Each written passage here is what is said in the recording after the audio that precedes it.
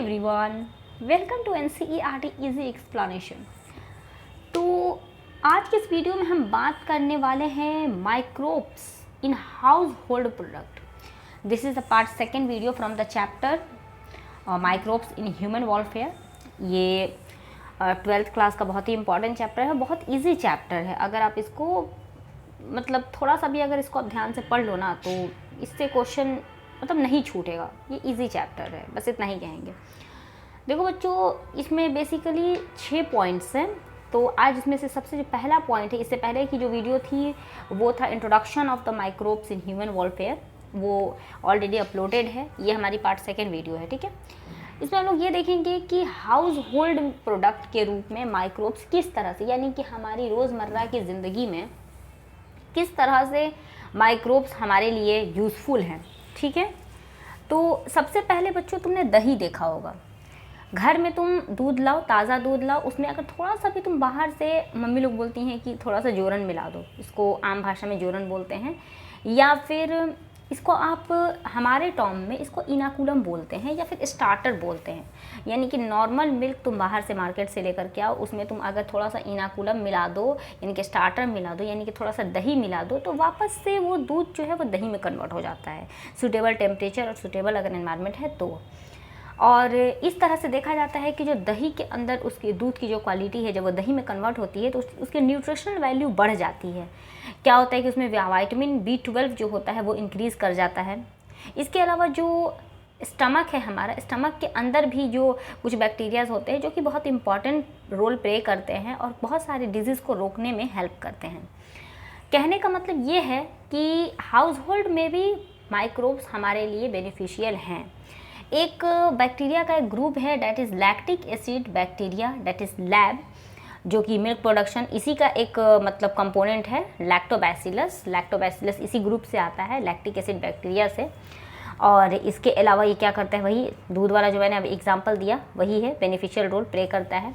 इसके अलावा जो डोसा इडली होता है, जो लोग भी डोसा इडली खाते हैं तो वो लोग देखेंगे कि उसको भी बनाने के लिए माइक्रोब्स बहुत ज़्यादा इंपॉर्टेंट हैं, यानी कि बैक्टीरिया बहुत हेल्पफुल होते हैं। तो जो लोग को डोसा इडली बनाना आता है वो लोग देखते होंगे कि तुरंत आप नहीं बना सकते। अगर आपको डोसा बनाना है तो ऐसा नहीं है कि अभी आपने चावल भिगाया, उसको अभी पीसा और अभी तुमने बना दिया और डोसा का टेस्ट वही आ जाएगा, ऐसा नहीं है, वैसे नहीं होता है। उसको हम लोग ओवरनाइट भिगा के रखते हैं, फिर उसको कुछ टाइम के लिए छोड़ा जाता है, फिर उसमें पफनेस आने के लिए मतलब फर्मेंटेड करने के लिए छोड़ दिया जाता है। और ये फर्मेंटेशन का काम करता कौन है? Of course bacteria. तो इडली डोसा हुआ, वहाँ पे भी बैक्टीरिया बहुत ज़्यादा इंपॉर्टेंट रोल प्ले करते हैं। फिर तुमने देखा होगा कि ये एक चीज़ देखो, यहाँ पे लिखा है puffed up appearance on the डॉ। जो डॉ होता है, यानी कि जो आटा वगैरह हम लोग गूंथ के रखते हैं तो डॉ होता है ना, तो वही है कि उसके ऊपर क्या होता है कि पफनेस आ जाता है। घर में तुमने देखा होगा कि अगर कभी तुम आटा को सान के रख दो, ठीक है, ऐसे गूंद के तुम रख दो डॉ को, और अगर तुम गर्मी का दिन है तो सुबह में रखोगे तो शाम तक देखोगे उसमें ना पफनेस आने लगेगा, मतलब बुलबुला टाइप का तुमको लगेगा। तो होता क्या है कि वो बुलबुला जो है वो इसलिए होता है क्योंकि उसमें CO2 का प्रोडक्शन हो जाता है, जिसकी वजह से वो हल्का हो जाता है। और यही चीज़ होता है डोसा और इडली के गैस में, ठीक है। तो वहाँ पे ये सारा काम किसका है? माइक्रोब्स का है। इसके अलावा एक टोडी नाम का एक और इम्पॉर्टेंट एग्जाम्पल है इसी बैक्टीरिया का ही, जैसे ब्रेड वगैरह हुआ, उसमें भी ये इंपॉर्टेंट रोल प्ले करता है। इसके अलावा बेकर्स इस जो होता है, जिसमें हम लोग सैक्रोमाइसियम सर्विसेज जो है वो इम्पॉर्टेंट रोल प्ले करता है। इसके अलावा जो हम लोग एक बहुत इंपॉर्टेंट ड्रिंक है टोडी, मतलब पिया जाता है, टोडी करके एक ड्रिंक है, एक ट्रेडिशनल ड्रिंक है जो कुछ साउथर्न इंडिया में कहीं कहीं पे ये पाया जाता है। ये बनता है किसी, जो पाम होता है ना, पाम से ये बनता है, ठीक है। उसमें भी ये बैक्टीरिया इंपॉर्टेंट रोल प्ले करता है। Microbes also used in the fermented fish, ठीक है, उसमें भी इस्तेमाल होता है, सोयाबीन में होता है, बैम्बू शूट में होता है। चीज़ जो कि हम लोग मार्केट में आज मार्केट से लेके आते हैं चीज़, या फिर घर पे भी बनाते हैं, तो वो भी ऐसे ही नहीं बनता है। Cheese one of the oldest food item in which microbes are used. Cheese जो हमारा बनता है दूध से, उसमें भी माइक्रोब्स का इंपॉर्टेंट रोल होता है, ठीक है। डिफरेंट वेराइटी ऑफ चीज़ जिसको आज के टाइम पे हम लोग जानते हैं, जैसे उसका चीज़ का भी बहुत सारा टाइप आता है ना, उसका टेक्सचर के बेसिस पे उसका फ्लेवर कैसा है, टेस्ट कैसा है, तो ये सब काम कौन करता है? माइक्रोब्स करता है। तो माइक्रोब्स का इतना बड़े लेवल पे यूज़ होता है, समझ रहे हो कि माइक्रोब्स हमारे लिए कितने ज़्यादा यूज़फुल हैं।